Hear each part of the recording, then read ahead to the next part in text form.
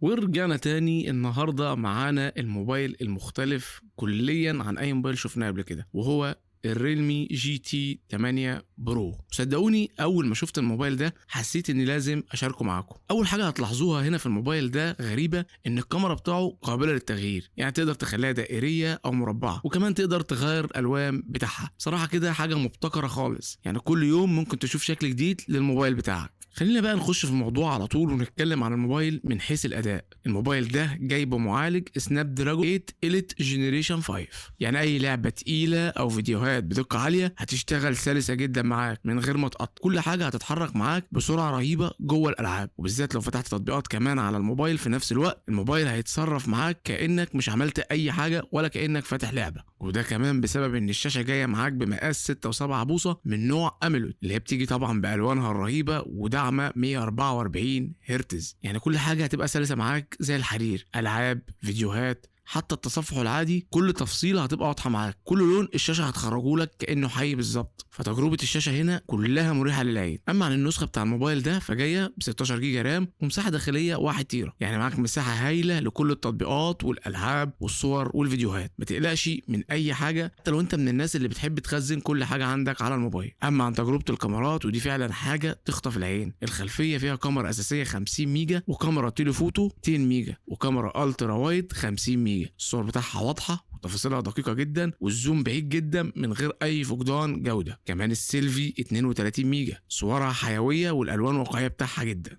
الفيديو ممتاز حتى في الإضاءة المتوسطة، والكاميرا الخلفية بتوصل معاك لتصوير 8K بجودة 30 فريم في الثانية. أما الأمامية فبتصور معاك 4K بقوة 60 فريم في الثانية، فكل التفاصيل هتبقى واضحة معاك، والثبات كمان بتاع الفيديوهات ممتاز وانت ماشي أو بتتحرك. الموبايل كمان مليان كل الحساسات اللي ممكن تحتاجها، زي بصمة تحت الشاشة والفيس انلوك سريع جدا، كمان الجي بي اس والان اف سي اللي محدش عاد بيستغنى عنهم. كل حاجة موجودة وشغالة بدون أي مشاكل. الموبايل بيجي ببطارية جبارة 7000 ملي امبير، تقعد معاك يوم كامل من الاستخدام المكثف، تتصفح وتشغل فيديوهات وكمان تلعب الالعاب اللي انت بتحبها. الموبايل هيكمل كمان معاك من غير ما تقلق من نفاذ البطاريه. نيجي بقى للتصميم. الموبايل هنا جايب قوه ومتانه جامده جدا، ووزنه حوالي 214 جرام، وسمكه 8.2 ملم. ملمسه في الايد ممتاز، والاحساس بالصلابه واضح. اما عن الكاميرا القابله للتغيير، مش بس شكل جديد، ده ابتكار حقيقي يخليك تتحكم في شكل الموبايل على حسب مزاجك او المناسبه اللي انت مثلا رايحها. بصراحه انا من اللحظه الاولى وانا بجرب الموبايل حسيت ان ريلمي السنه دي عملت حاجه غير عاديه. كاميرا قويه مع تصميم مبتكر محدش عمله قبل كده، كمان الشاشه الممتازه والاداء النار، يعني اي حد بيحب الالعاب، التصوير او الاستخدام اليومي، تجربه مختلفه تماما مع الجي تي 8